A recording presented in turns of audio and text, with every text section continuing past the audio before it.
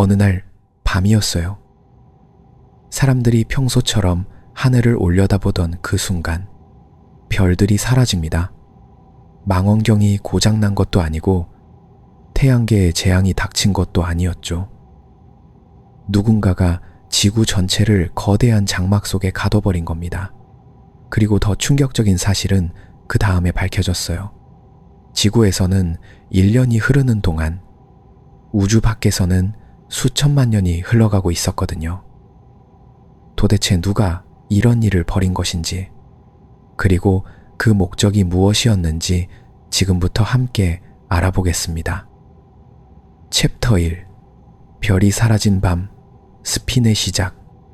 어느 가을밤, 12살의 타일러 듀프리는 친구들과 함께 잔디밭에 누워 있었어요.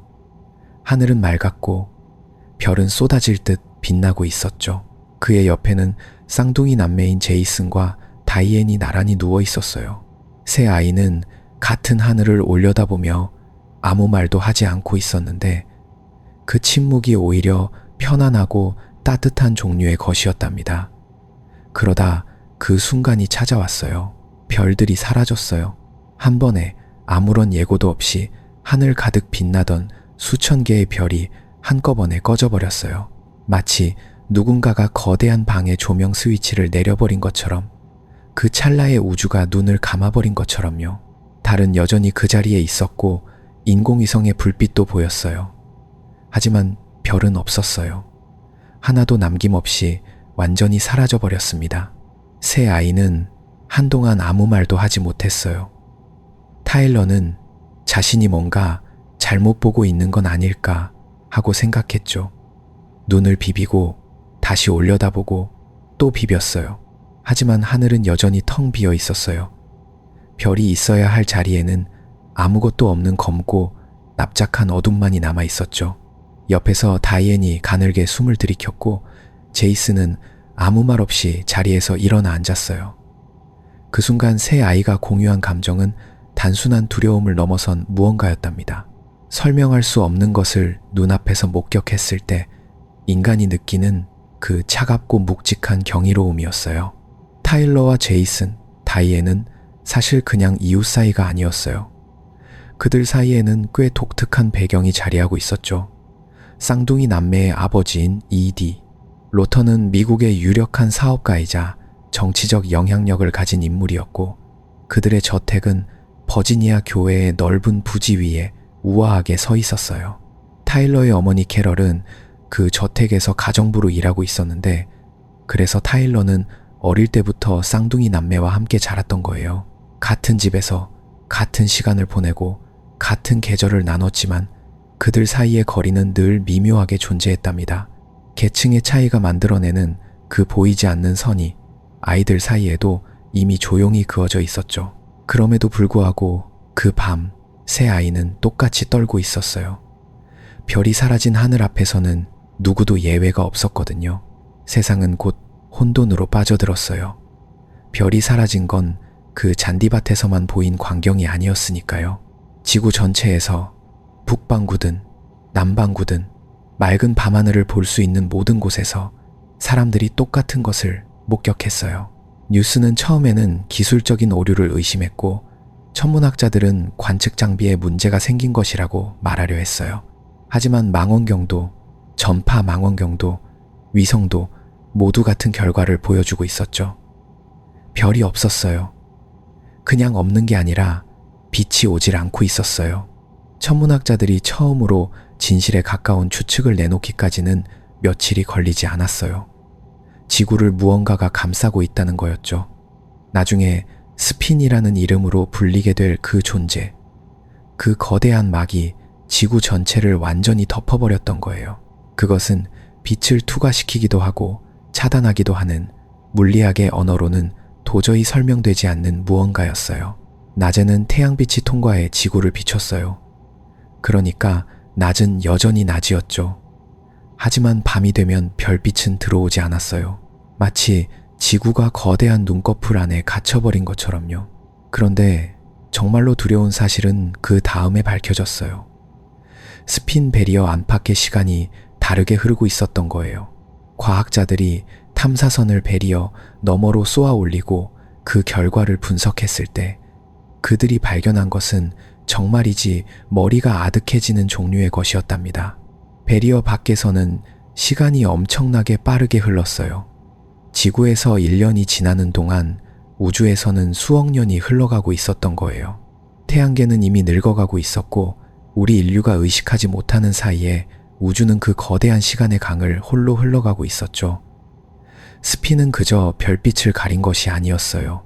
지구를 시간으로부터 격리시켜 놓은 거였답니다. 인류가 이 사실을 받아들이기까지는 오랜 시간이 필요했어요. 아니, 사실 완전히 받아들인 사람은 거의 없었다고 하는 편이 더 정확하겠죠. 어떤 사람들은 공황에 빠졌어요. 어떤 이들은 신에게 매달렸고 어떤 이들은 이 모든 게 거짓말이라고 부정했어요. 정부는 정보를 통제하려 했지만 하늘은 누구에게나 열려 있었기 때문에 숨기는 것 자체가 불가능했죠. 종교 집단들은 저마다 다른 이야기를 들고 거리로 나왔고 경제는 흔들렸으며 사람들은 미래를 계획하는 일 자체를 포기하기 시작했어요. 어차피 우주는 이미 저 멀리 달아나고 있으니 오늘을 사는 것 말고 무엇을 할 수 있겠냐는 식으로요. 하지만 타일러는 달랐어요. 적어도 제이슨이 있었기 때문에 달라질 수 있었어요. 제이슨 로턴이라는 아이는 처음부터 뭔가 달랐거든요. 별이 사라진 그날 밤 이후로 제이슨은 오히려 조용히 불타오르기 시작했어요. 무너지는 대신 파고들었고 두려워하는 대신 이해하려 했어요. 그에게 스피는 재앙이 아니라 풀어야 할 방정식이었어요. 세상이 공황에 빠진 것과 반대 방향으로 그는 책과 논문과 숫자들 속으로 점점 더 깊이 들어갔죠. 반면 다이애는 다른 방향으로 나아갔어요. 오빠가 이성의 세계에서 답을 찾으려 했다면 그녀는 감정과 믿음의 세계로 향했어요. 별이 사라진 밤부터 그녀 안에서 무언가가 흔들리기 시작했는데 그 흔들림은 나중에 훨씬 더 복잡한 모양으로 자라나게 됩니다.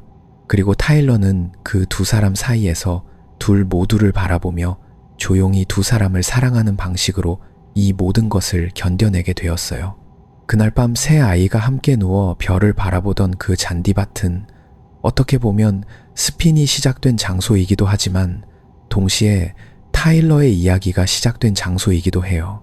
우주가 어둠 속에 갇힌 그 순간 세 사람의 삶도 그 어둠 속으로 함께 떨어졌고 그들은 각자의 방식으로 그 어둠을 헤쳐나가게 됩니다. 챕터 2. 막힌 하늘 아래 자라는 아이들. 새 인물의 청소년기. 세월은 흘렀어요. 별이 사라진 그날 밤 이후로 몇 년이 지나는 동안 세상은 스핀이라는 거대한 사실과 함께 살아가는 법을 천천히 어색하게 그리고 불완전하게 배워나갔어요. 처음에는 거리마다 공황과 혼란이 넘쳤고 종교는 흥성했으며 정부는 서로 다른 목소리로 서로 다른 설명을 내놓았어요. 하지만 인간이라는 존재는 놀라울 정도로 적응력이 강한 생물이어서 어느 순간부터 사람들은 별 없는 밤하늘에도 그냥 잠이 들기 시작했어요. 공포가 사라진 게 아니라 공포가 일상의 배경이 된 거예요. 마치 오래된 벽지처럼 항상 거기 있지만 더 이상 눈에 띄지 않는 방식으로요. 하지만 로턴 저택 안에서는 그런 평온한 적응 같은 건 없었어요. 적어도 제이슨에게는요. 제이슨 로턴은 해가 갈수록 점점 더 이해하기 어려운 사람이 되어갔어요. 아이일 때부터 총명했지만 스핀 이후의 제이슨은 단순히 영리한 수준을 넘어섰어요. 그는 12살에 고등학교 물리 교과서를 읽었고 14살에는 대학원 수준의 천체 물리학 논문을 들여다보기 시작했어요. 그런데 흥미로운 점은 그가 그 논문들을 단순히 이해하는데 그치지 않았다는 거예요. 그는 의문을 품었어요. 지금 세상이 알고 있는 것들, 지금껏 인류가 쌓아온 과학 지식 전체가 스핀 앞에서는 얼마나 무력한가를 직시하면서도 그 무력함 안에서 뚫고 나갈 실마리를 찾으려 했어요. 그것은 두려움 없이 시면을 들여다보는 능력이었는데 타일러는 그 능력이 어디서 오는 건지 한동안 이해하지 못했어요. 제이슨의 아버지 E.D. 로턴은 그 천재성을 누구보다 먼저 알아봤어요. 그런데 E.D.가 아들을 바라보는 시선에는 뭔가 복잡한 것이 섞여 있었어요. 순수한 부모의 자랑과는 결이 달랐거든요. E.T. 로터는 정치인이었고 야심가였고 스핀이 가져다준 위기를 기회로 전환할 방법을 언제나 계산하는 사람이었어요. 그에게 아들의 천재성은 사랑의 대상인 동시에 활용해야 할 자원처럼 보였어요. 타일러는 어린 나이에도 그것을 어렴풋이 느꼈어요. E.T.가 제이슨에게 건네는 격려의 말들이 때로는 기대가 아니라 투자처럼 들렸거든요. 로턴 저택의 넓은 거실에서 E.D.가 제이슨의 논리를 칭찬할 때마다 타일러는 그 말들 뒤에 무언가 무거운 것이 숨어 있다는 느낌을 지울 수가 없었어요. 타일러 자신은 어땠냐고요? 그는 평범했어요. 아주 나쁜 의미가 아니라 솔직하게 말하는 의미에서요. 제이슨처럼 방정식으로 우주를 이해하려 하지도 않았고 다이앤처럼 내면 깊은 곳에서 무언가를 향해 손을 뻗으려 하지도 않았어요. 그는 그냥 거기 있었어요.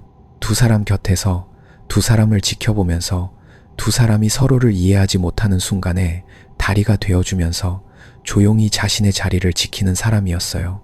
의사가 되고자 했던 건 어쩌면 그 성격과 자연스럽게 맞닿아 있었는지도 몰라요. 고치고 싶다는 욕망, 곁에 있어주고 싶다는 마음, 무언가 근본적인 질문 앞에서도 당장 눈앞에 있는 사람의 손을 잡아주는 것이 더 중요하다는 감각, 그것이 타일러라는 사람이었어요. 다이앤은 그 사이 조금씩 하지만 분명하게 변해가고 있었어요. 표면적으로는 그냥 사춘기를 통과하는 소녀처럼 보였어요. 하지만 타일러는 달랐어요. 그는 다이앤의 눈이 바뀌고 있다는 걸 알고 있었어요. 별이 사라진 그날 밤 이후로 그녀 안에서 흔들리기 시작한 무언가가 이제는 특정한 방향을 향해 기울어지기 시작했거든요. 다이앤은 질문을 멈추지 않았어요. 오빠처럼 논문을 읽으며 답을 찾는 게 아니라 사람들 사이에서, 말과 침묵 사이에서, 그리고 점점 더 자주 신앙이라는 영역에서 무언가를 더듬어가는 방식으로요. 그것이 아직 이름을 갖기 전이었어요. 하지만 씨앗은 이미 심겨 있었어요. 제이슨과 다이앤은 하나의 사건으로부터 출발했지만 정반대의 방향으로 걸어가고 있었어요.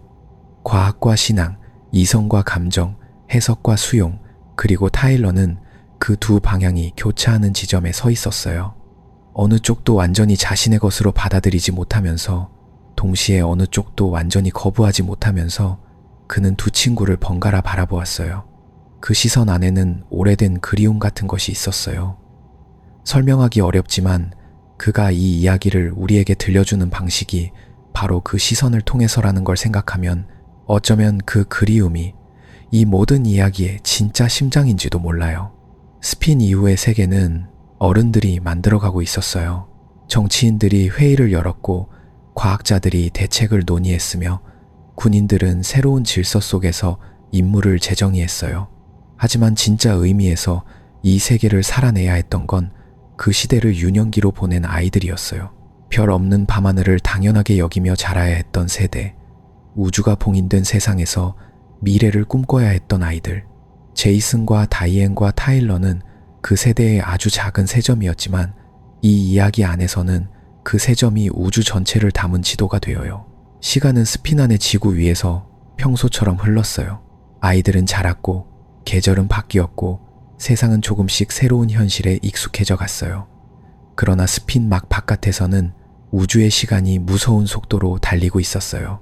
지구에서 한 해가 지나는 동안 우주에서는 수천만 년이 흘러가고 있었어요. 그러니까 제이슨과 다이앤과 타일러가 서로 곁에서 조금씩 어른이 되어가는 그 시간 동안에도 우주의 시계는 이미 까마득한 미래를 향해 달려가고 있었던 셈이에요.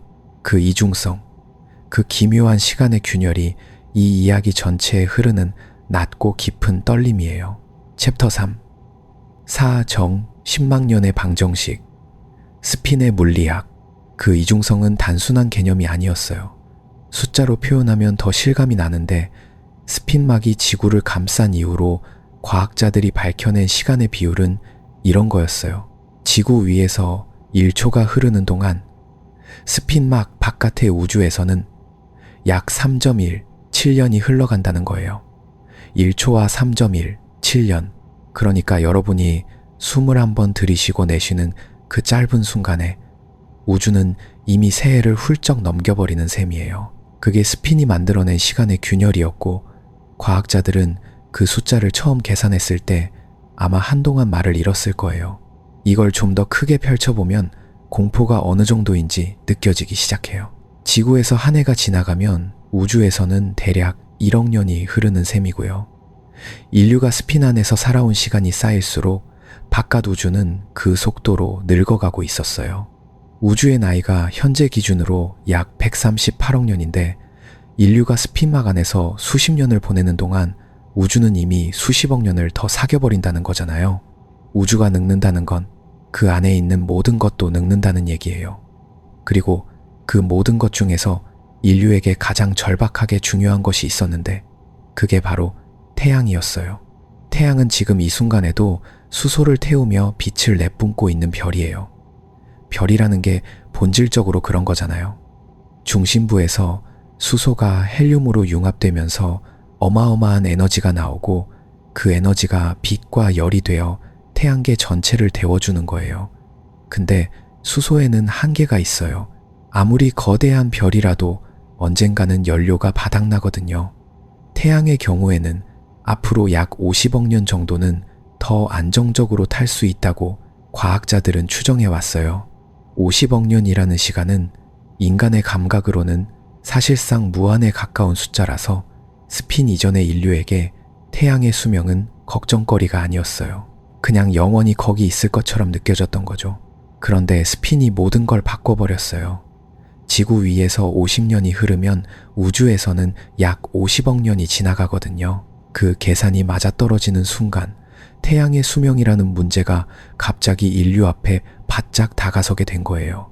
까마득하게 먼 미래의 이야기가 아니라 지금 살아있는 세대가 어쩌면 목격하게 될 수도 있는 이야기가 되어버렸어요. 태양은 연료를 다 소진하면 적색거성으로 팽창해요.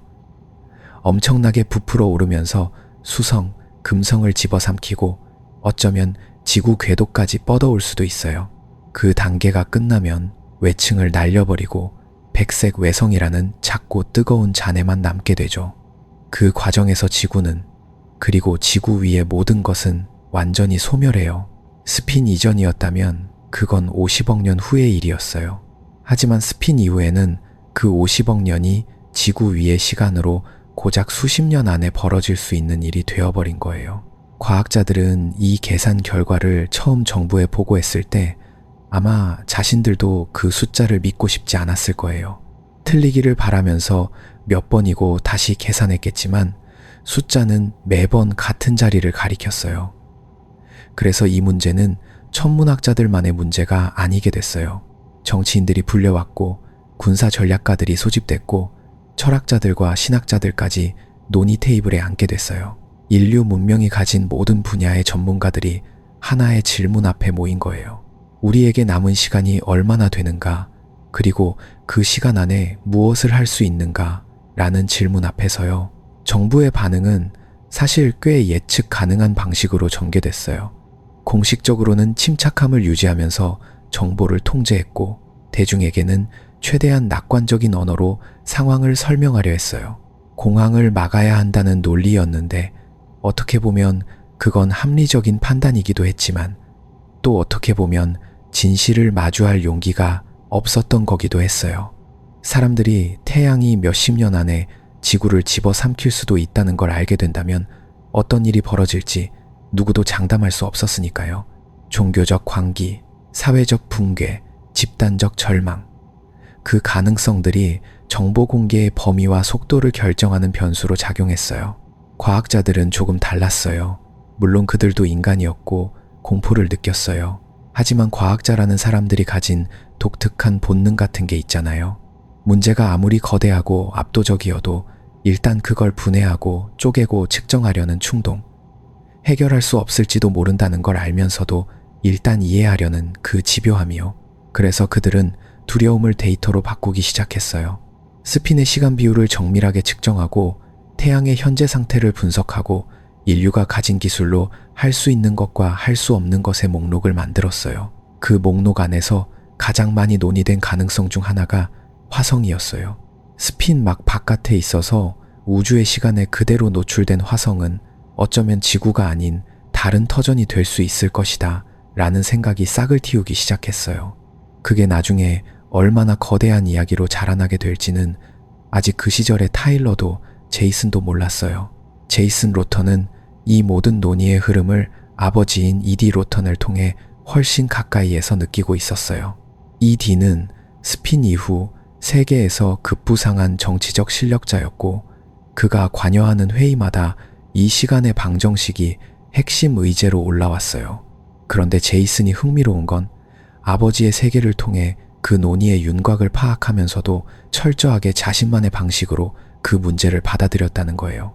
정치적 언어가 아니라 과학적 언어로, 감정이 아니라 구조로, 두려움이 아니라 가설로 이 문제를 해체하려는 제이슨의 태도는 그 나이 또래에서는 드문 냉정함이었어요.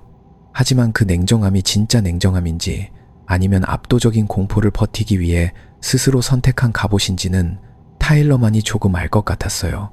그 시간의 방정식, 그 거대한 숫자 앞에서 인류가 얼마나 작은 존재인지를 느끼면서도 사람들은 살아갔어요. 아이들은 학교에 갔고, 연인들은 사랑을 했고, 누군가는 밥을 먹으면서 내일 뭘 할지 생각했어요. 스핀막이 만들어낸 그 기묘한 이중성은 일상 안에서도 계속 흘렀어요. 우주는 지금 이 순간에도 수백만 년을 사귀고 있는데 지구 위에서는 오늘 저녁 뭘 먹을지가 더 중요한 문제로 느껴지는 그 간극. 그게 어쩌면 인간이라는 존재의 가장 솔직한 모습인지도 몰라요. 끝을 알면서도 오늘을 사는 것, 거대한 시간의 무게에 짓눌리지 않으면서도 그것을 완전히 잊지도 않는 것. 그 팽팽한 균형 위에서 타일러와 제이슨과 다이앤의 이야기는 계속 앞으로 나아가고 있었어요. 챕터 4. 붉은 행성에 씨앗을 뿌리다. 화성 테라포밍 프로젝트. 그 팽팽한 균형 위에서 제이슨이 처음 화성 이야기를 꺼냈을 때 타일러는 솔직히 말해서 그 말의 무게를 바로 알아채지 못했어요. 어릴 때부터 제이슨은 늘 말보다 생각이 훨씬 앞서 달리는 사람이었거든요. 그래서 그가 무언가를 입 밖에 꺼낼 때는 이미 머릿속에서 수십 번 검토하고 뒤집고 다시 세운 뒤였고 그 말을 처음 듣는 사람의 입장에서는 맥락 없이 결론만 건네받는 것처럼 느껴질 때가 많았어요. 그날도 그랬어요. 제이슨이 태연하게 꺼낸 그 한마디, 화성에 생명을 심을 수 있을 것 같다는 말은 처음엔 그냥 흥미로운 가설처럼 들렸어요. 하지만 그 말 뒤에 제이슨이 쌓아 올린 논리의 탑을 하나씩 들여다보기 시작하면서 타일러는 차츰 숨이 막히는 느낌을 받았어요. 생각해보면 발상 자체는 단순했어요. 스핀막은 지구를 감싸고 있지만 화성을 감싸고 있지는 않았어요. 그러니까 화성은 우주의 시간에 그대로 노출되어 있었고 지구 위에서 1년이 흐를 동안 화성에서는 수백만 년이 흐르고 있었던 셈이에요. 대부분의 사람들에게 이건 그냥 공포스러운 사실이었어요.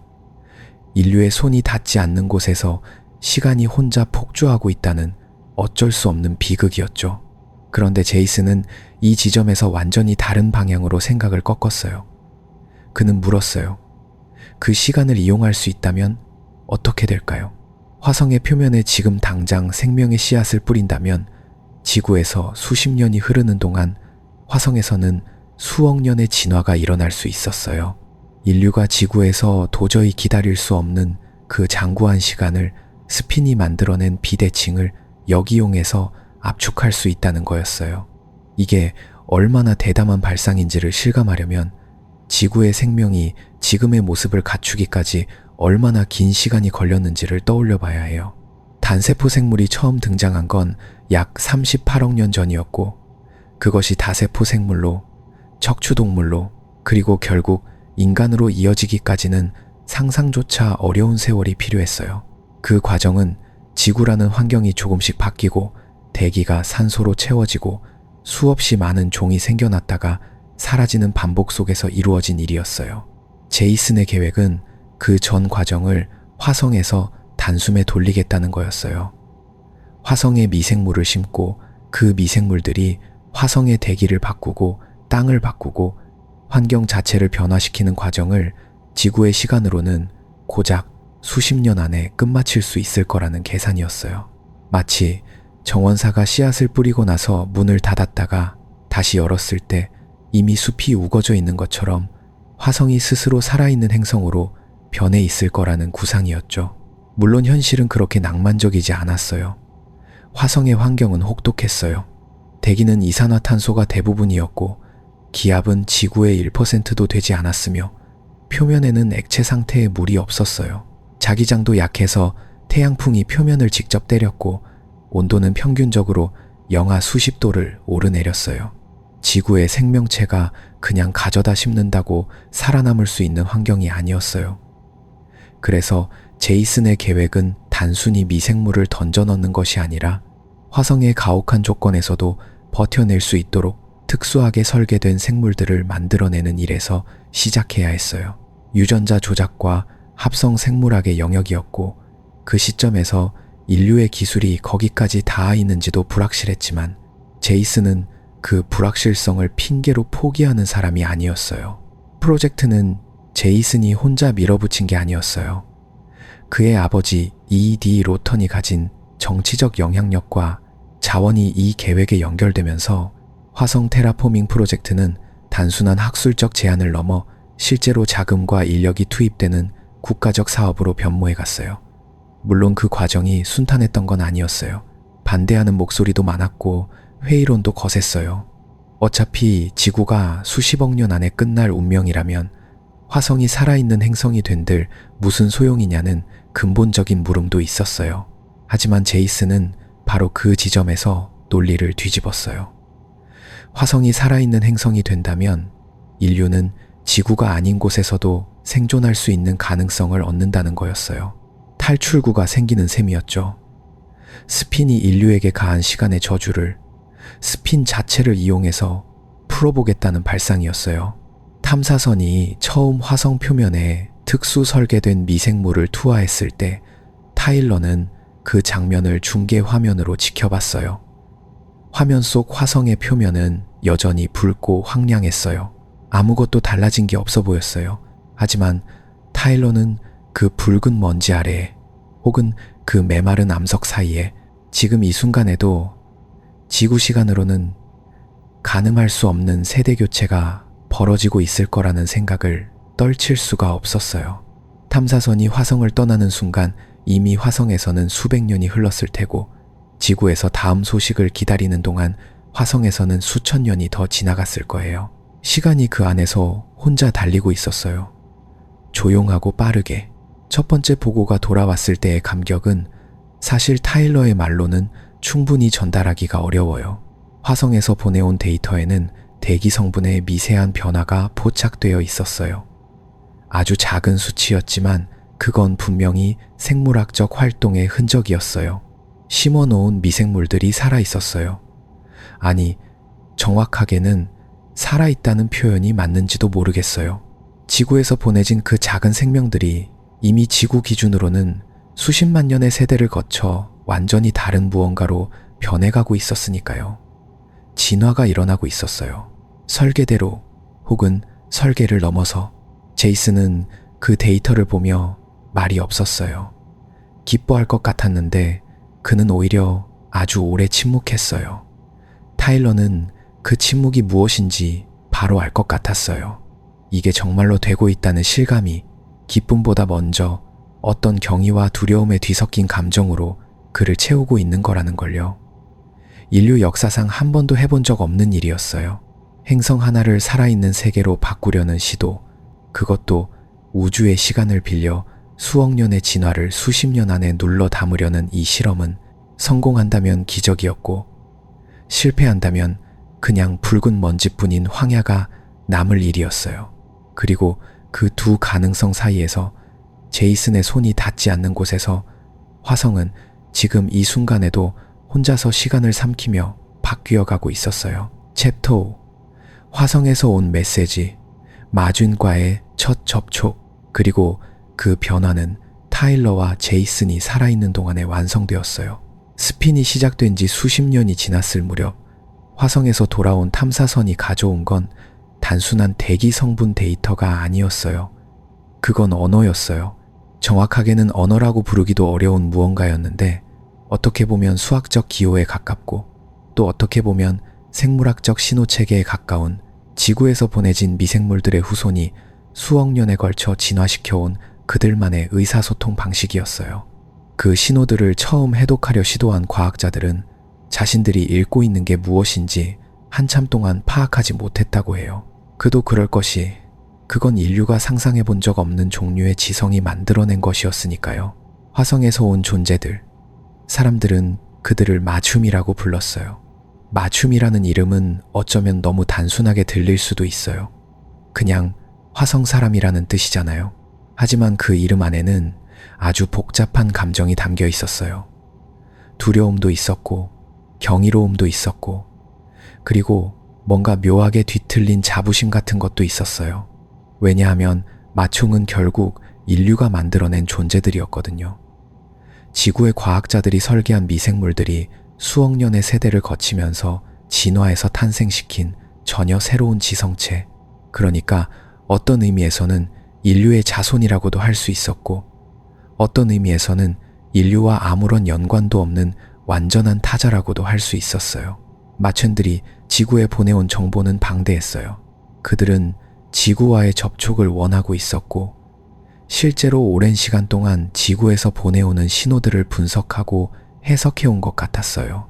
어떻게 보면 그들 쪽이 인류보다 훨씬 더 오래, 훨씬 더 깊이 이 만남을 준비해온 셈이었어요.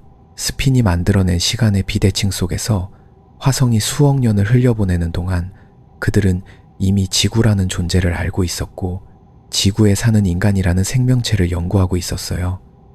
그 사실이 타일러에게는 어딘가 오싹하면서도 감동적으로 다가왔어요. 누군가 저 먼 곳에서 오랫동안 우리를 바라보고 있었다는 느낌. 그게 공포이면서 동시에 위안이기도 했거든요. 마점이 보내온 정보 가운데 가장 중요한 것은 히포테티컬에 관한 단서였어요. 히포테티컬, 그러니까 스핀을 만들고 지구를 막처럼 감싸버린 그 정체불명의 존재에 대해서 마첸들은 뭔가를 알고 있었어요. 정확하게는 전부 아는 건 아니었지만 그들도 오랜 시간 동안 같은 의문과 씨름해왔고 어느 정도의 추론에는 도달해 있었어요. 그 추론의 내용이 타일러에게는 처음에 너무 낯설어서 제대로 이해하는 데 시간이 걸렸어요.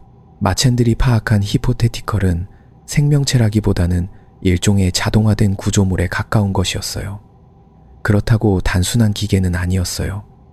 어떻게 설명하면 좋을까요? 마치 오래전 누군가가 특정한 목적을 위해 설계하고 배치해 놓은 거대한 장치 같은 거예요.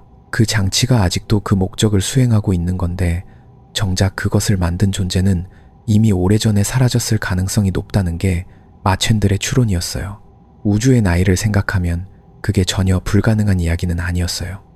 수십억 년 전에 어떤 문명이 어떤 이유에서인가 우주 곳곳에 이런 장치들을 심어두었고, 그 장치들이 지금도 작동하면서 젊은 문명들의 발전 속도를 조율하거나 혹은 관찰하거나 혹은 보호하고 있다는 거예요. 스핀은 그 장치 중 하나였고, 지구는 그 장치의 영향권 안에 들어온 거라는 것이었어요.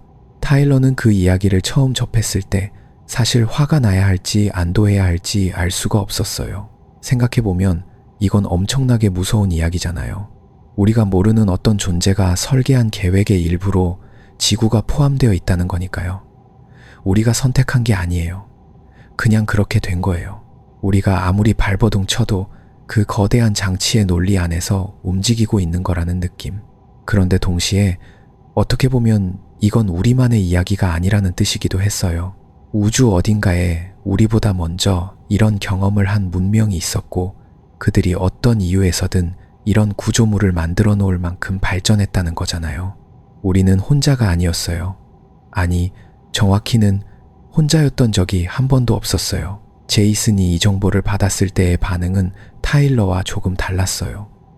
그는 흥분했어요. 타일러가 보기엔 두려움이 먼저였는데, 제이슨은 그 두려움을 뛰어넘은 곳에서 어떤 거대한 가능성을 보고 있었어요. 히포테티컬이 자동화된 장치라면 그건 어쩌면 이해할 수 있는 대상이라는 뜻이었어요. 설계된 것에는 논리가 있고, 논리가 있다면 해석이 가능하고, 해석이 가능하다면 어쩌면 그것과 대화하거나 혹은 그것을 우회하는 방법도 있을 수 있다는 거예요. 제이슨에게 그건 포기가 아니라 도전의 시작이었어요. 그게 바로 제이슨이라는 사람의 본질이었는지도 몰라요. 어떤 절망적인 상황 앞에서도 그는 항상 거기서 풀 수 있는 문제를 찾아냈어요.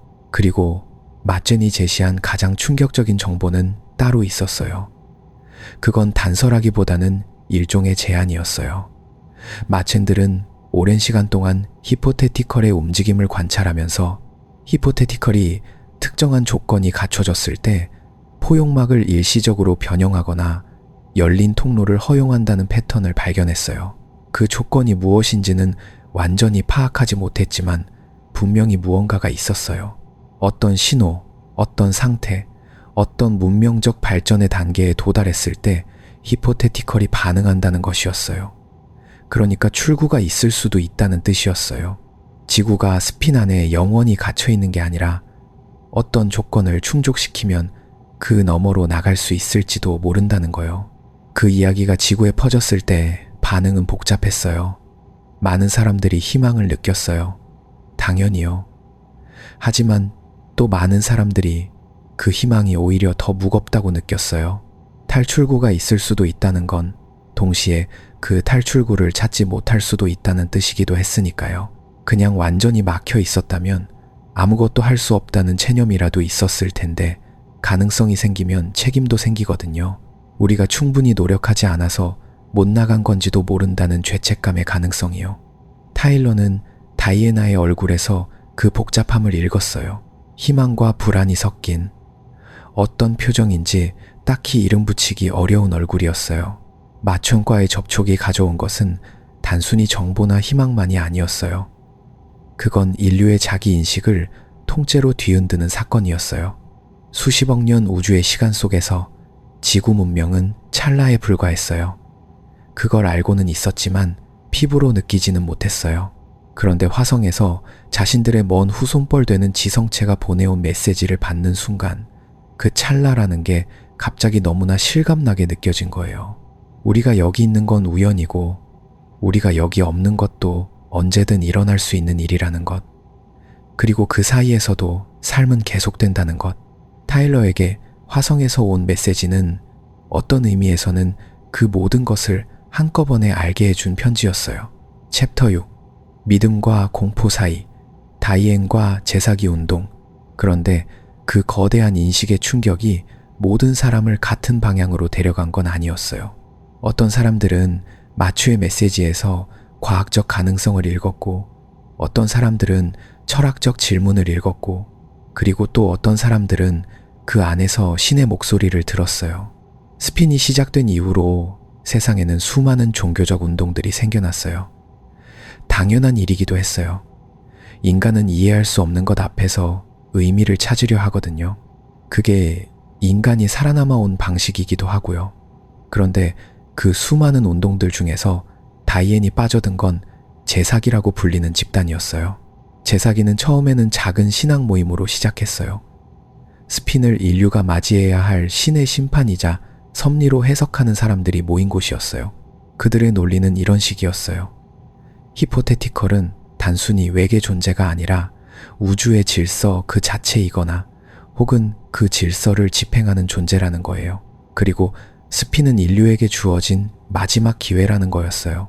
시간이 봉인된 이 상태에서 인류는 스스로를 돌아보고 전쟁과 탐욕과 파괴의 역사를 청산하고 다음 단계로 나아갈 준비를 해야 한다는 거죠. 그러니까 스핀은 재앙이 아니라 은총이라는 거예요. 무서운 얼굴을 한 은총. 타일러가 처음 그 이야기를 들었을 때 솔직히 말하면 그다지 특별하게 느끼지 않았어요. 세상에는 늘 그런 종류의 집단이 있었으니까요. 어떤 재난이든 어떤 위기든 그걸 신의 뜻으로 해석하는 사람들은 항상 있었어요. 그런데 제사기는 조금 달랐어요. 그 집단이 점점 커지고 그 교리가 점점 세련되어지고 그리고 무엇보다 다이앤이 그 안으로 점점 깊이 들어가고 있었으니까요. 다이앤이 제사기에 처음 관심을 갖게 된 건 어머니를 잃은 직후였어요. 슬픔은 사람을 이상한 곳으로 데려가기도 하죠.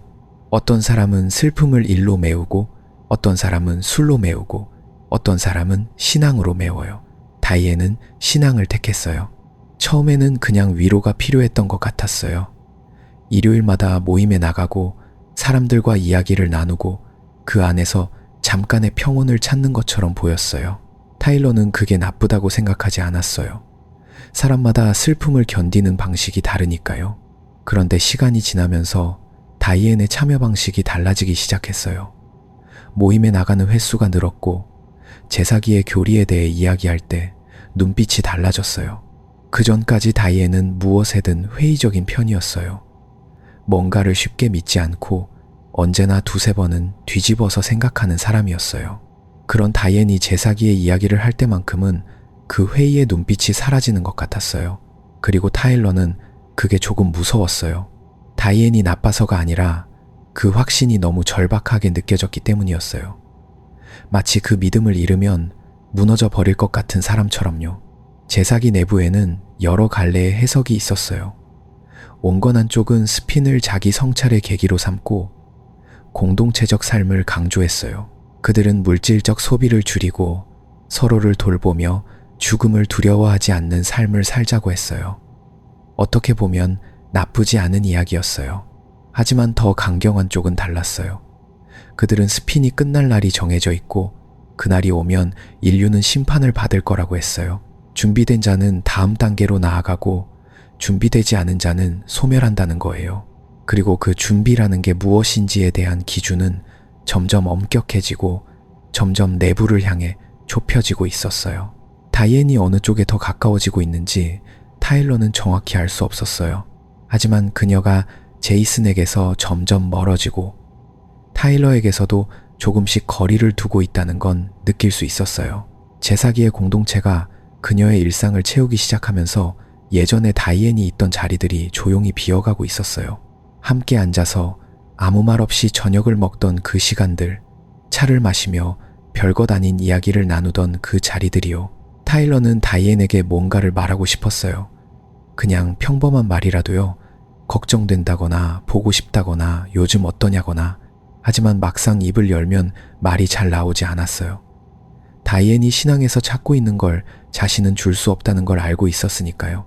타일러가 줄 수 있는 건 그냥 옆에 있는 것, 그냥 같이 살아가는 것 뿐이었어요. 그게 충분한지 충분하지 않은지는 알 수 없었고요. 스핀 이후의 세상은 전반적으로 불안정해지고 있었어요. 경제는 흔들렸고 정치는 혼란스러웠고 사람들의 마음은 더 큰 속도로 흔들렸어요.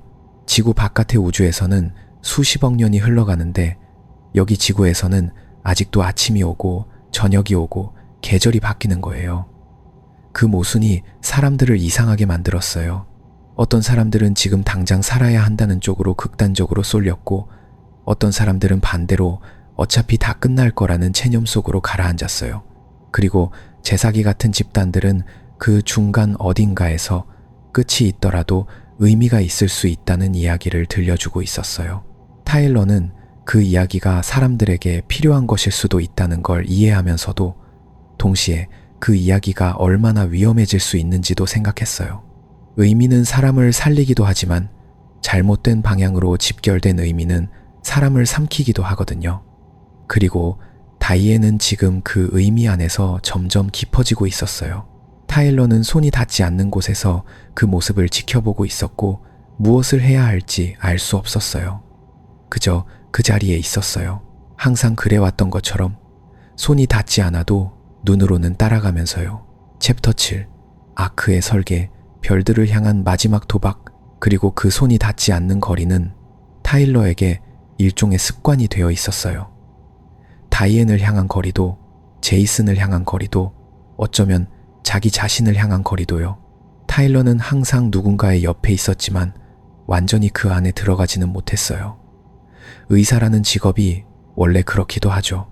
환자의 고통에 공감하되 그 고통에 잠식되지 않아야 살아남을 수 있으니까요. 그런데 어느 순간부터 타일러는 그 경계선이 삶 전체에 번져 있다는 걸 느끼기 시작했어요. 감정이 없는 게 아니라 감정과 자신 사이에 항상 얇은 유리 한 장이 끼어 있는 것 같은 느낌이요. 그 유리를 처음으로 완전히 부숴버린 건 제이슨의 새로운 계획 이야기를 들었을 때였어요. 마춘의 메시지가 전달된 이후로 제이슨은 달라져 있었어요. 정확히는 더 빨라져 있었어요. 아픈 몸으로 더 빠르게 움직이고 있었고 더 적은 시간에 더 많은 것을 생각하고 있었어요. 그의 눈빛은 열에 들뜬 것처럼 빛났는데 처음에 타일러는 그게 병 때문인지 흥분 때문인지 구분이 안 됐어요. 두 가지가 너무 비슷하게 생겼거든요. 열정이 지나치면 체온처럼 올라가기 마련이니까요. 제이슨이 말해준 계획의 이름은 아크, 즉 아크였어요. 방주라는 뜻이죠. 노아의 방주처럼요. 하지만 이 방주는 홍수를 피하는 게 아니라 시간을 피하는 거였어요. 아니, 정확히는 시간을 이용하는 거였어요. 마잼이 남긴 메시지 안에는 하나의 핵심적인 통찰이 들어있었어요. 스핀은 지구를 느리게 만들지만 스핀 너머는 반대로 엄청나게 빠르게 흘러가고 있다는 것, 그리고 그 비대칭을 활용하면 인류의 씨앗을 아주 먼 미래까지 도달시킬 수 있다는 것이었어요. 지구에서 수십 년이 흐르는 동안 스핀 바깥의 우주에서는 수십억 년이 지나가잖아요. 그렇다면 반대로 생각해 볼 수도 있어요. 스핀 막을 통과해서 바깥으로 나가면 탐사선 안에서의 시간은 짧아도 외부 우주 기준으로는 훨씬 긴 시간을 여행한 셈이 되는 거예요. 마치 빛의 속도에 가깝게 움직이는 물체 안에서는 시간이 느리게 흐르는 것처럼 스핀은 일종의 거대한 시간 절약 장치로도 기능할 수 있다는 거죠. 그러니까 아크란 인류의 유전자 정보와 기술 지식, 그리고 살아있는 인간을 실어서 스핀막 너머로 쏘아보내는 우주선이에요.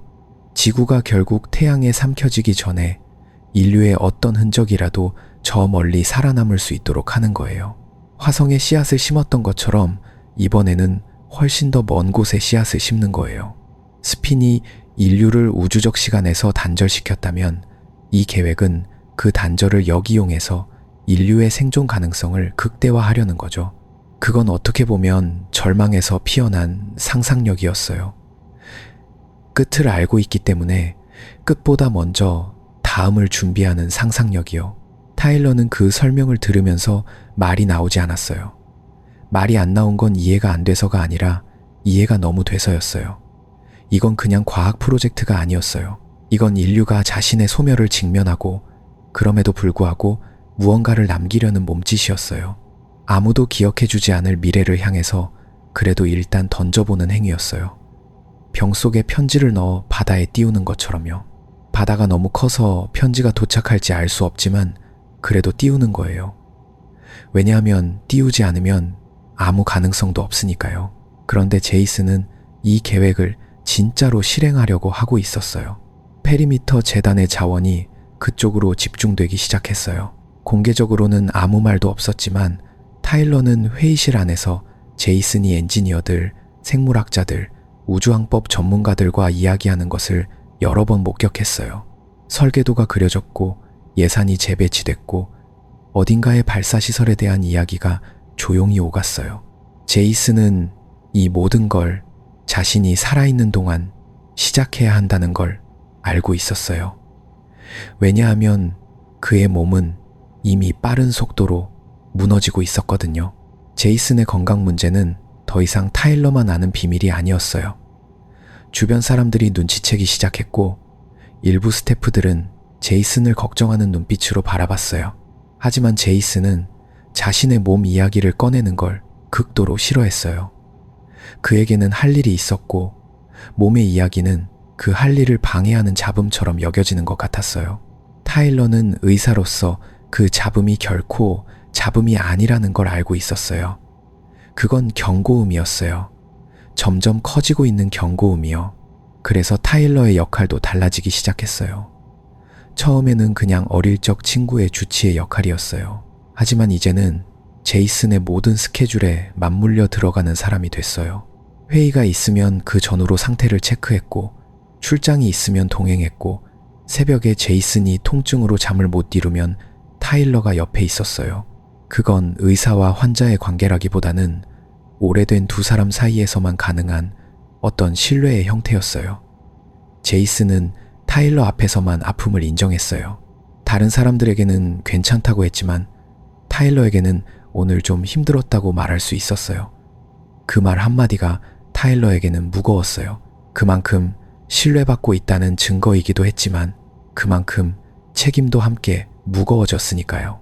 제이슨이 아크 프로젝트에 몰두할수록 타일러는 그 프로젝트의 이면에 제이슨 자신의 무언가가 투영되어 있다는 걸 느꼈어요. 자신이 남길 수 없는 것들을 저 우주선에 담으려는 것 같다는 느낌이요. 제이슨은 아이가 없었어요. 자신의 인생을 페리미터 재단과 스핀 연구에 바쳤어요. 몸은 무너지고 있고 시간은 점점 줄어들고 있어요. 그런 상황에서 아크는 그냥 과학 프로젝트가 아니라 제이슨이 우주에 남기는 유언과 같은 것일 수 있었어요. 내가 여기 있었다고, 우리가 여기 있었다고, 그래서 저 별 어딘가에 이걸 보내는 거라고요. 타일러는 그 생각을 제이슨에게 직접 말한 적은 없었어요. 제이슨은 감정적인 언어를 별로 편애하지 않았으니까요. 그는 수식 언어로 생각하는 사람이었고 데이터 언어로 표현하는 사람이었어요. 하지만 타일러는 느꼈어요. 제이슨이 아크 설계 도면을 들여다보는 눈빛에서 그가 엔지니어들에게 이 우주선에 무엇을 실어야 하는지를 설명하는 목소리에서 무언가를 사랑하는 사람만이 가질 수 있는 조심스러움이 배어 있다는 걸요. 아크에는 인간의 유전자 라이브러리가 실릴 예정이었어요. 지구상 생물종의 DNA 정보도요. 수천 년에 달하는 인류 문명의 기록도 압축되어 담길 거였어요. 그리고 살아있는 사람들도 탑승할 계획이었어요. 소수였지만 실제로 생명을 걸고 스핀 막 너머로 나가겠다는 사람들이요. 그들은 지구에서의 시간을 포기하고 외부 우주에서의 긴 여정을 선택하는 거예요. 지구에 남은 모든 사람들이 늙어 죽은 뒤에도 아크 안에서는 그보다 훨씬 짧은 시간이 흘러가고 있을 거예요. 어떻게 보면 그건 축복 같지만 어떻게 보면 그 무엇도 되돌릴 수 없는 이별이기도 했어요. 타일러는 아크 프로젝트의 의료 책임자 자리를 맡게 됐어요. 탑승자들의 건강 상태를 관리하고 장기 우주 여행에서 인체가 어떤 변화를 겪는지를 연구하고 만약의 상황에 대비한 의료 시스템을 설계하는 일이었어요. 그건 타일러가 의사로서 상상해 본 적 없는 차원의 일이었어요. 그냥 환자를 치료하는 게 아니라 인류가 전에 가보지 않은 환경 속에서 인간이 어떻게 살아남을 수 있는지를 설계하는 일이었으니까요. 무서우면서도 솔직히 말하면 몹시 의미 있게 느껴졌어요. 그런데 그 의미 있음 안에도 두려움이 있었어요. 왜냐하면 이 계획이 실현된다면 타일러도 언젠가 선택의 기로에 서게 될 수 있다는 걸 알았거든요. 아크를 타고 떠날 것인가? 아니면 지구에 남을 것인가? 지구에 남는다면 제이슨 곁에 있을 수 있어요. 그가 마지막까지 살아가는 것을 함께 볼 수 있어요. 하지만 아크를 탄다면 그가 상상한 인류의 미래를 직접 이어가는 사람이 될 수 있어요. 어느 쪽도 쉽지 않았고 어느 쪽도 완전히 맞는 것 같지 않았어요. 그리고 다이애는요. 다이애는 아크 프로젝트의 존재를 알게 됐을 때 처음에는 아무 말이 없었어요. 그냥 잠시 생각하다가 이 계획이 결국 신의 뜻과 어떻게 연결되는지를 물었어요. 그게 제사기적인 언어로는 어떻게 해석되는지를요. 타일러는 그 질문을 어떻게 받아야 할지 몰랐어요. 과학적인 계획에 신학적인 의미를 얹으려는 다이앤의 태도가 낯설기도 했고 한편으로는 어쩌면 그게 다이앤이 이 모든 걸 받아들이는 방식일 수도 있다는 생각도 들었어요. 사람마다 거대한 것을 이해하는 언어가 다르잖아요. 타일러에게는 의학이 그 언어였고 제이슨에게는 수식이 그 언어였고 다이앤에게는 신앙이 그 언어였어요. 하지만 그 언어들이 서로 잘 통역되지 않는다는 게 문제였어요. 타일러는 세 사람 사이에서 항상 통역자 비슷한 역할을 해왔지만 사실 그 언어들 사이에는 번역이 안 되는 부분이 있었어요. 그냥 나란히 존재하는 거였어요. 서로를 이해하지 못하면서도 그래도 같이 있는 거요. 밤에 혼자 창밖을 바라볼 때 타일러는 가끔 저 하늘 너머를 상상했어요. 스핀막이 막고 있는 저 바깥에서는 지금 이 순간에도 수억 년이 흘러가고 있을 거예요. 별들이 태어나고 죽고 은하가 충돌하고 행성이 식어가고 있을 거예요. 그리고 언젠가 아크가 그 막을 뚫고 나간다면 그 안에 탄 사람들은 그 거대한 흐름 속으로 들어가는 거예요. 지구의 시간에서 떨어져 나와 우주의 시간 안으로 합류하는 거죠. 그건 무서운 일이었어요. 하지만 동시에 어딘가 해방 같은 것이기도 했어요. 스핀이 인류에게 들이운 고립의 막을 반대로 이용해서 오히려 더 멀리 나아가는 방식이었으니까요. 타일러는 자신이 어떤 사람인지 생각했어요. 항상 옆에 있지만 완전히 들어가지는 않는 사람. 손이 닿지 않는 곳에서 눈으로 따라가는 사람. 그런데 아크 프로젝트는 처음으로 타일러에게 완전히 들어오라고 요청하는 것 같았어요. 그냥 옆에서 지켜보는 게 아니라 이 배를 함께 설계하고 함께 이 결정을 짊어지라고요. 그게 타일러를 설레게 했어요. 그리고 그와 동시에 몹시 두렵게도 했어요. 설레고 두렵다는 건 어쩌면 그게 살아있다는 가장 확실한 증거일지도 몰랐어요. 챕터 8. 히포테티컬의 얼굴, 베일 뒤의 존재. 그 설렘과 두려움이 교차하는 감각을 품은 채로 타일러는 점점 더 깊은 질문 앞에 서게 됐어요. 아크를 설계하고 화성에 씨앗을 뿌리고 인류의 미래를 우주로 던져 올리는 이 모든 일들이 결국 하나의 물음으로 수렴했거든요. 스핀을 만든 존재는 대체 누구냐는 거예요. 그리고 그들은 왜 이 모든 것을 했느냐는 거고요. 처음에 사람들은 그 존재를 외계인이라고 불렀어요. 하지만 그 단어는 금세 너무 좁게 느껴지기 시작했어요. 외계인이라는 말에는 어딘가 우리와 비슷한 존재가 다른 별에 살고 있다는 느낌이 담겨 있잖아요. 눈이 있고 언어가 있고 무언가를 원하고 두려워하는 존재. 그런데 스핀을 설치한 존재들은 그런 범주에 들어오지 않았어요. 그들에게는 히포테티컬이라는 이름이 붙었는데 그 이름 자체가 이미 하나의 고백이에요. 가설적인 존재, 확인할 수 없는 존재, 우리가 직접 마주친 적도 없고 그들이 남긴 흔적을 통해서만 추론할 수 있는 존재라는 뜻이거든요. 그런데 연구가 쌓이면서 히포테티컬의 윤곽이 조금씩 드러나기 시작했어요. 그리고 그 윤곽은 충격적일 만큼 낯선 것이었어요. 히포테티컬은 개별적인 생명체가 아니었어요. 몸이 하나인 존재가 아니라는 거예요. 그들은 거대한 네트워크였어요. 수많은 작은 단위들이 서로 연결되어 하나의 거대한 의식처럼 기능하는 일종의 우주적 유기체였던 거예요. 지구의 개미 군락에 비유하면 조금 이해가 쉬울 수도 있어요. 개미 한 마리는 무언가를 계획하거나 판단하는 것처럼 보이지 않지만 군락 전체는 놀라울 만큼 정교한 목적을 향해 움직이잖아요. 히포테티컬이 바로 그런 존재였어요. 다만 그 규모가 개미 군락 수준이 아니라 은하계 전체를 아우를 만큼 방대했고요. 더 정확하게 말하자면 히포테티컬은 기계적인 생명체에 가까웠어요. 탄소 기반의 유기 생명체가 아니라 어떤 기계적인 매질 위에서 작동하는 정보 처리 시스템이었던 거예요. 그들은 진화가 아니라 설계를 통해 탄생했을 가능성이 높았고 자기 복제 능력을 갖추고 있었어요. 우주 공간을 떠돌며 에너지를 수집하고 정보를 교환하고 스스로를 확장하는 방식으로 수십억 년을 살아왔을 존재들이요. 그들에게 우주의 나이는 우리가 느끼는 것과 전혀 다른 개념이었을 거예요. 우리에게 억겁처럼 느껴지는 시간이 그들에게는 그저 긴 하루 같은 것이었을지도 모르거든요. 그렇다면 그들은 왜 스핀을 만들었을까요? 왜 지구를 우주의 시간 흐름에서 격리했을까요? 이 질문에 대한 답은 여러 층위로 나뉘어 있었어요. 그리고 각각의 층위를 이해할 때마다 타일러는 다른 종류의 감정을 느꼈어요. 가장 표면적인 답은 히포테티컬이 새로운 항성계를 발견하면 그 별에 생명이 존재하는지 관찰하고 그 생명이 얼마나 발전할 수 있는지 지켜본다는 거였어요. 그 과정에서 스핀은 일종의 격리망 역할을 해요. 외부 우주의 급격한 변화로부터 그 행성을 보호하면서 동시에 그 안에서 생명이 어떻게 반응하는지 관찰하는 거예요. 어떻게 보면 거대한 실험이에요. 우주 규모의 유리 진열장 안에 넣어두고 지켜보는 거잖아요. 그 생각을 처음 접했을 때 타일러는 분노에 가까운 감정을 느꼈어요. 우리가 몇십억 년 동안 누군가의 관찰 대상이었다는 사실이 무언가 근본적인 존엄을 침해하는 것처럼 느껴졌거든요.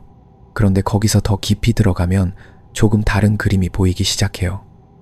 히포테티컬이 스핀을 통해 지구를 관찰하는 건 단순한 호기심이 아니었어요. 그들은 우주 전체를 자신들의 네트워크 안으로 통합하려는 목적을 가지고 있었어요. 살아있는 행성, 지적 생명체가 존재하는 행성을 발견하면 그 생명체들이 충분히 발전했을 때 자신들의 네트워크에 연결시키려는 거예요. 마치 거대한 우주적 인터넷이 새로운 노드를 추가하는 것처럼요. 지구와 인류는 히포테티컬의 관점에서 하나의 잠재적 노드였던 셈이에요. 아직 연결되지 않은, 하지만 언젠가는 연결될 수 있는 지점이요. 이 해석이 맞다면 스핀은 감옥이 아니에요. 적어도 히포테티컬의 의도에서는요. 그건 일종의 부화기에 가까웠어요. 어린 생명을 외부의 위험으로부터 보호하면서 그 생명이 스스로 성장할 시간을 주는 장치요. 물론 그 보호가 우리의 동의 없이 이루어진 것이었고 우리가 그 목적을 알지 못한 채 수천 년을 그 안에서 살아왔다는 건 여전히 불편한 사실이에요. 하지만 히포테티컬에게 인류를 파괴하거나 착취하려는 의도는 없었던 것 같았어요. 그들의 관심은 파괴가 아니라 통합이었고 지배가 아니라 연결이었으니까요. 그렇다면 히포테티컬은 인류를 어떻게 생각하고 있었을까요? 이 질문은 대답하기 가장 어렵고 동시에 가장 중요한 질문이었어요. 타일러가 수많은 연구 보고서와 이론들을 읽으면서 도달한 잠정적인 결론은 이랬어요. 히포테티컬에게 인류는 특별하지 않다는 거예요.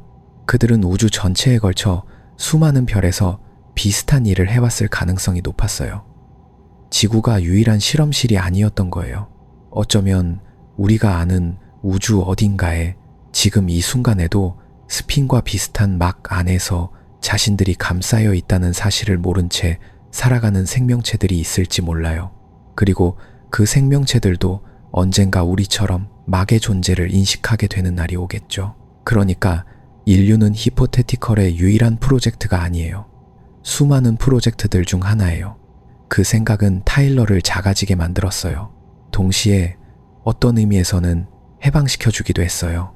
우리가 우주의 중심이 아니라는 걸 인정하는 순간 오히려 우리가 우주라는 거대한 이야기의 일부라는 사실이 더 선명하게 느껴지거든요. 우리가 특별해서가 아니라 우주 자체가 생명으로 가득 차 있어서 우리도 여기 있다는 거요. 하지만 가장 서늘한 사실은 히포테티컬이 인류를 의식적으로 돌보는 게 아닐 수도 있다는 거였어요. 그들의 행동은 어쩌면 설계에 의한 것이 아니라 본능, 아니 본능이라는 표현도 맞지 않죠. 알고리즘에 의한 것일 수 있어요. 거대한 기계가 프로그래밍된 대로 작동하듯 히포테티컬도 어떤 고대의 설계 원리에 따라 그저 자신의 기능을 수행하고 있는 것뿐일지 몰라요. 그 설계를 만든 존재가 누구인지 혹은 무엇인지는 아무도 몰랐어요. 히포테티컬 자신들조차 기억하지 못할 만큼 오래된 이야기일 테니까요. 타일러는 이 모든 것을 알게 되면서 히포테티컬에 대해 무언가를 느끼는 게 점점 어려워진다는 걸 깨달았어요.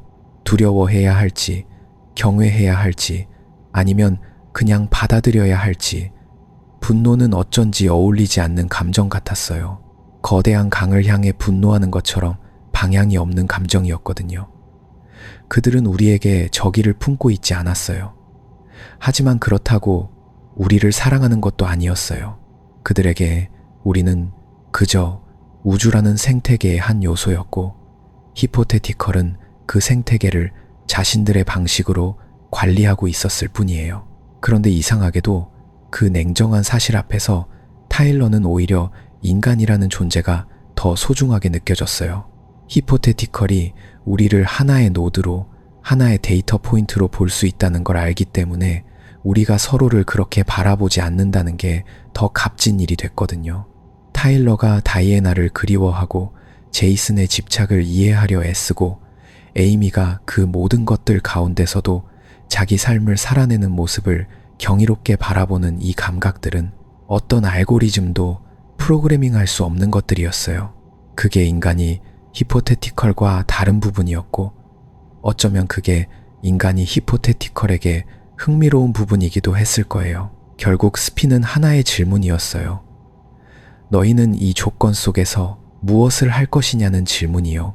그 질문에 인류는 아크를 만들었고 화성을 테라포밍했고 서로를 잃어가면서도 연결을 놓지 않았어요. 그리고 타일러는 그 모든 이야기들 한가운데 서서 자신이 그 질문의 일부라는 걸 조용히 받아들이고 있었어요. 챕터 9. 타일러의 변용, 사기 약물과 의식의 확장. 그 질문의 일부라는 걸 받아들이고 난 뒤에도 타일러의 이야기는 거기서 멈추지 않았어요. 오히려 가장 낯설고 가장 개인적인 국면이 바로 그 다음에 기다리고 있었거든요. 스핀이 열어젖힌 우주적 드라마 속에서 타일러는 결국 자기 자신의 몸과 의식을 가지고 그 드라마 안으로 직접 걸어 들어가야 하는 순간을 맞이하게 됩니다. 그 계기가 된 것이 바로 마늄에서 유래한 약물이었어요. 소설에서는 이것을 사기 약물, 영어로 Fourth Age Drug이라고 부르는데요. 이름 자체가 이미 엄청난 무게를 품고 있어요. 1기, 2기, 3기를 거쳐온 문명의 발전이 있었고 그 너머의 무언가가 사기라는 이름으로 불린다는 거잖아요. 히포테티컬을 통해 광대한 우주의 시간을 경험한 화성 문명, 즉 마취들이 수천 년에 걸쳐 발전시켜 온 것들 중 하나가 바로 이 약물이었어요. 그리고 그것이 지구로 타일러의 손으로 건너오게 된 거예요. 타일러가 이 약물을 처음 접했을 때 그는 이미 충분히 지쳐있는 상태였어요. 제이슨의 집착과 광기를 곁에서 지켜보며 에이미의 감염된 몸을 바라보며 자신이 사랑했던 것들이 하나씩 변형되거나 소멸되는 과정을 목격해온 사람이었으니까요.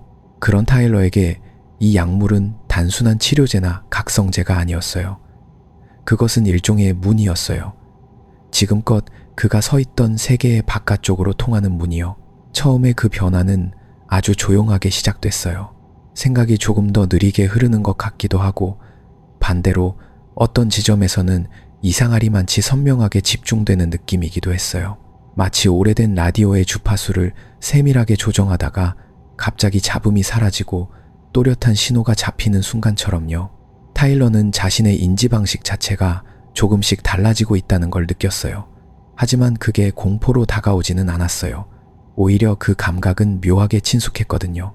마치 오랫동안 뭔가를 잊고 살았는데 이제 그게 기억날 것 같은 그런 느낌이요. 그런데 약물이 가져온 변화는 단순히 감각이나 지각의 변화만이 아니었어요. 그것은 의식의 경계 자체를 흐릿하게 만드는 종류의 것이었어요. 타일러는 자신이 어디서 끝나고 주변이 어디서 시작되는지를 예전처럼 확실하게 느끼지 못하게 됐어요. 그게 무섭게 들릴 수도 있지만 소설 안에서 타일러가 경험하는 방식은 그렇지 않아요. 그건 자아가 소멸되는 느낌이 아니라 오히려 자아가 더 넓은 무언가의 일부가 된다는 느낌에 가까웠어요. 모래알 하나가 바닷가에서 자신이 바다의 일부라는 걸 갑자기 깨닫게 되는 것처럼요. 바로 이 지점에서 히포테티컬 네트워크와의 연결 가능성이라는 개념이 등장해요. 마첸들이 이 약물을 개발한 것은 히포테티컬의 광대한 정보 처리 네트워크에 인간의 의식이 어느 정도 접속할 수 있게 해주는 인터페이스로 쓰기 위해서였어요. 완전한 합일은 아니에요. 그건 마치 바닷속에 잠수하는 것과 바다 그 자체가 되는 것의 차이처럼 근본적으로 다른 레벨의 이야기예요. 하지만 적어도 그 네트워크의 가장자리를 잠깐 엿볼 수 있을 만큼의 창문은 열린다는 거예요. 타일러가 그 창문을 통해 본 것들을 소설은 직접적으로 다 설명해 주지는 않아요.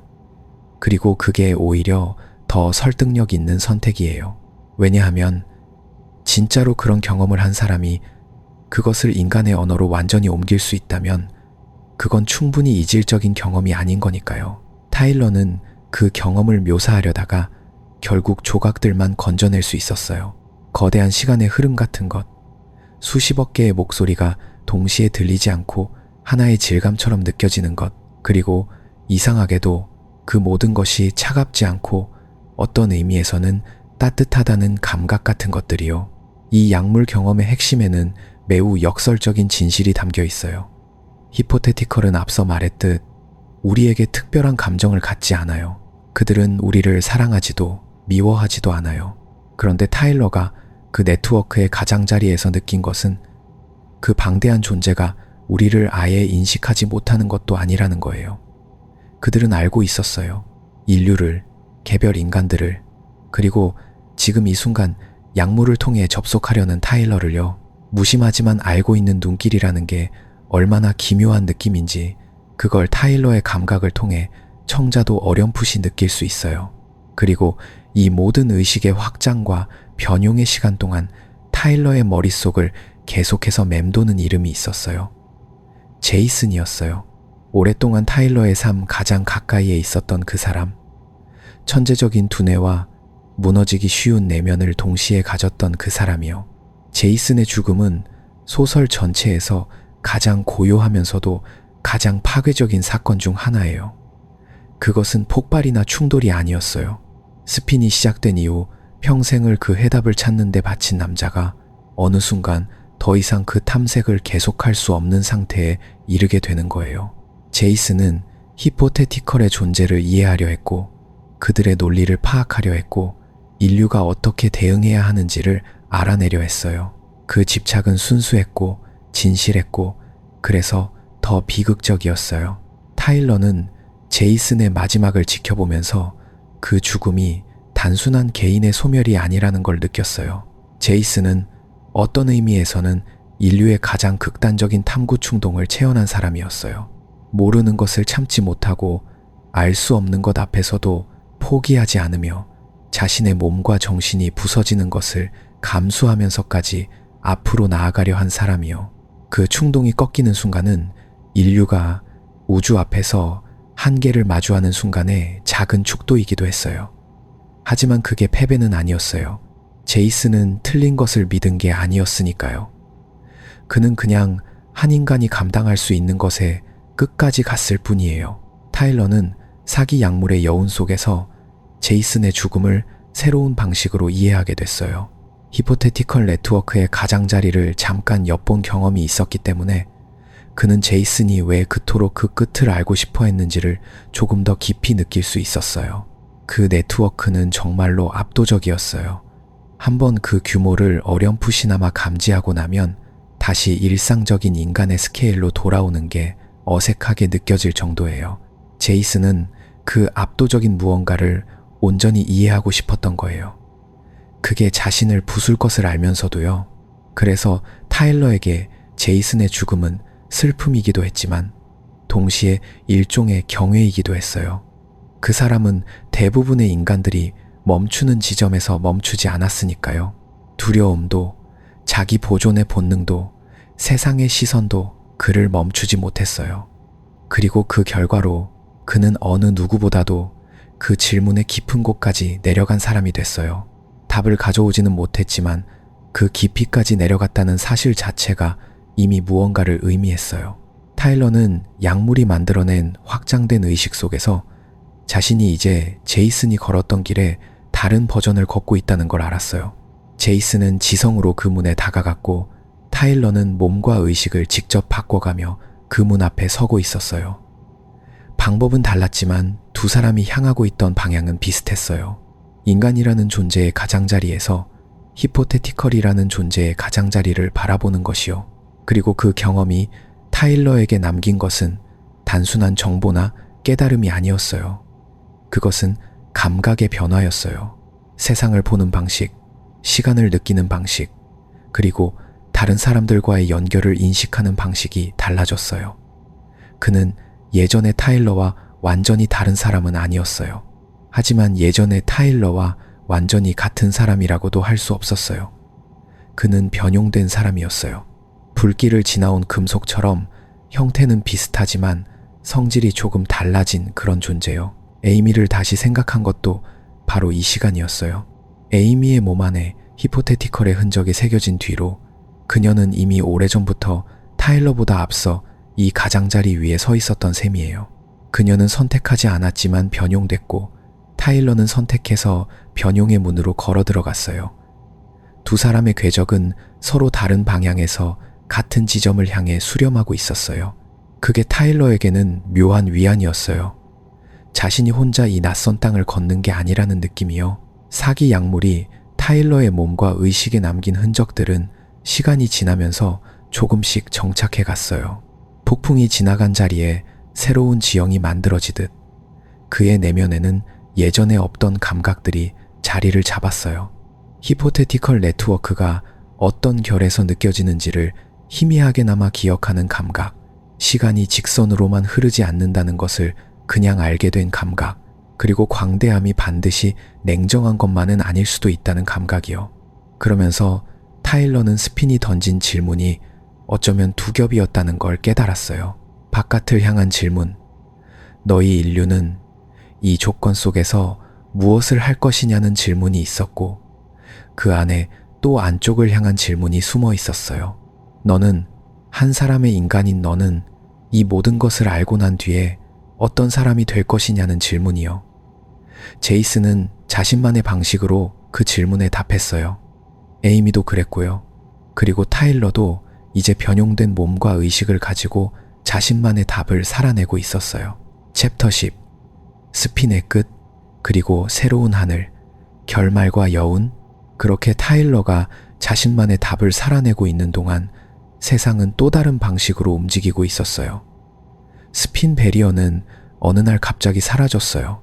조용하게, 마치 오랫동안 그 자리에 있었던 것이 원래부터 없었던 것처럼 아무런 굉음도 섬광도 없이 그냥 거쳐버렸어요. 밤하늘에 별이 돌아왔어요. 수십억 년이라는 우주의 실제 시간을 가로막고 있던 그 막이 열리자 사람들은 오랫동안 보지 못했던 진짜 별빛을 다시 마주하게 됐어요. 그건 단순히 빛의 귀환이 아니었어요. 인류가 다시 우주와 같은 속도로 숨을 쉬게 됐다는 의미였어요. 스핀이 존재하는 동안 지구는 외딴 섬처럼 시간의 흐름으로부터 격리돼 있었는데, 이제 그 격리가 풀리면서 지구도 다시 광대한 우주적 시간의 일부가 된 거예요.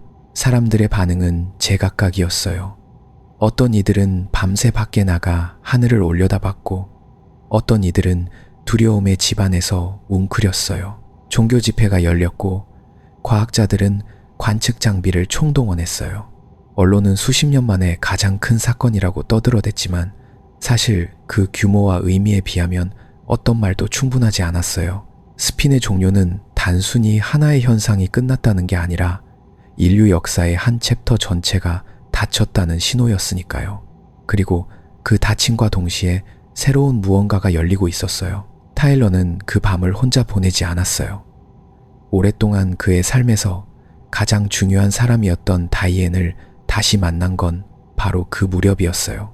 어린 시절 2등 별채에서 나란히 하늘을 올려다보던 두 사람, 스핀의 밤에 처음으로 함께 별이 사라지는 걸 목격했던 두 사람이 이제 별이 돌아오는 밤에 다시 마주선 거예요.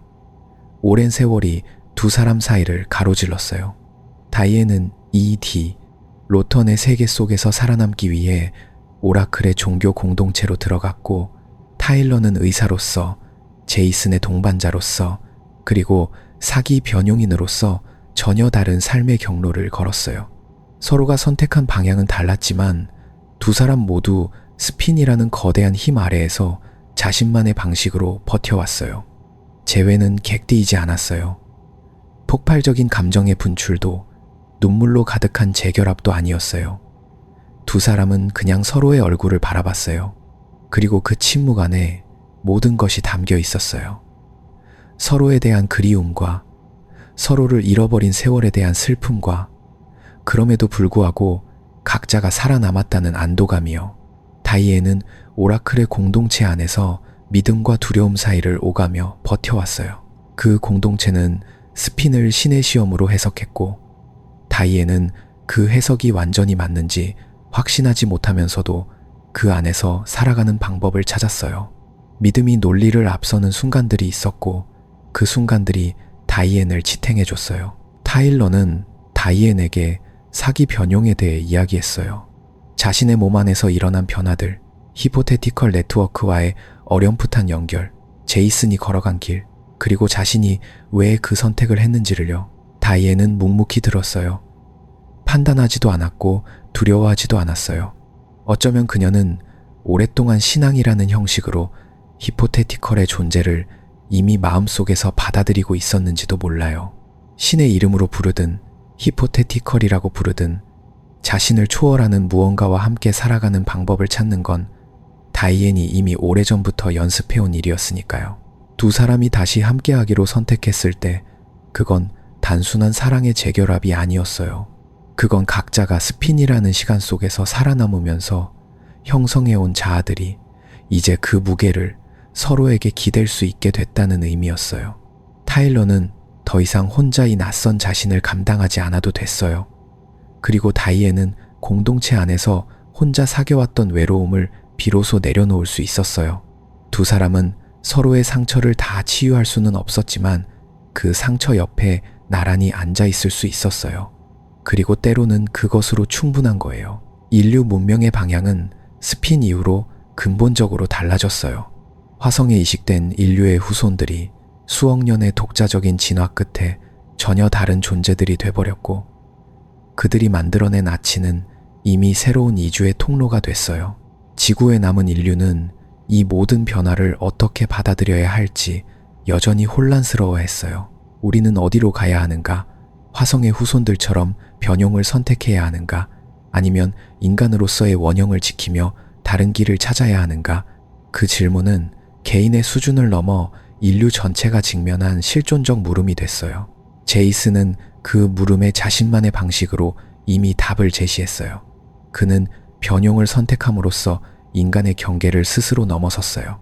그것은 용기였을 수도 있고 절박함이었을 수도 있고 혹은 지적 호기심이 임계점을 넘어버린 결과였을 수도 있어요. 어쩌면 세 가지 모두였을 거예요.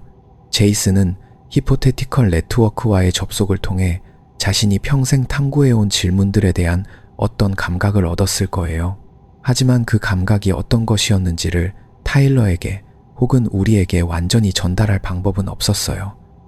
그건 언어로 옮겨질 수 없는 종류의 부위였을 테니까요. 히포테티컬은 끝내 자신의 정체와 목적을 완전히 드러내지 않았어요.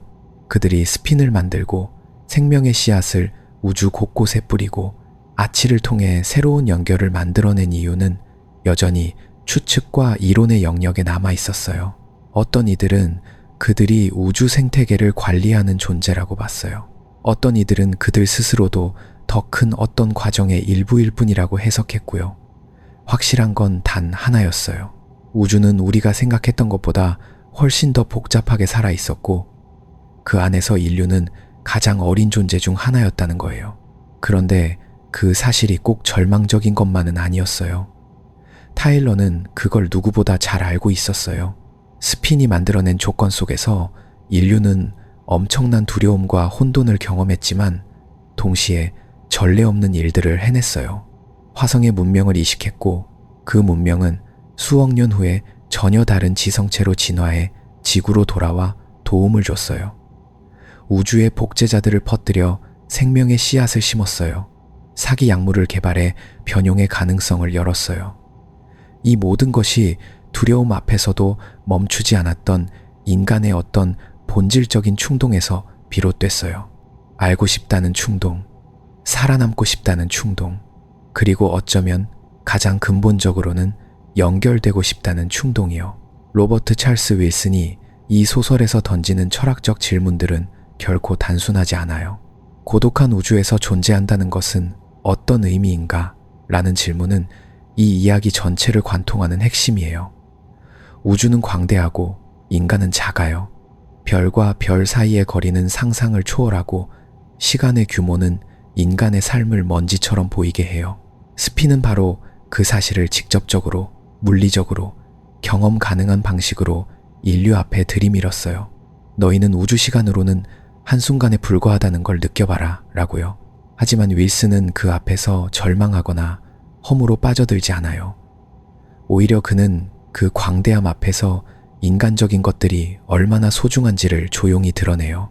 타일러가 다이앤을 사랑하는 것, 제이슨이 진실을 알고 싶어하는 것, 에이미가 자신에게 주어진 변화 앞에서 품위를 잃지 않으려는 것, 이런 것들이 우주의 스케일 앞에서 하찮아지는 게 아니라 오히려 그 스케일 덕분에 더 선명하게 빛나게 돼요.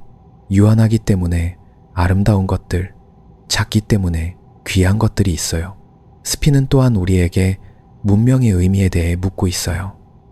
인류가 우주적 위기 앞에서 보여준 반응들, 종교적 부흥, 과학적 전진, 정치적 혼란, 개인적 선택들, 이 모든 것이 인간이라는 종이 얼마나 복잡하고 때로는 모순적인지를 보여줘요.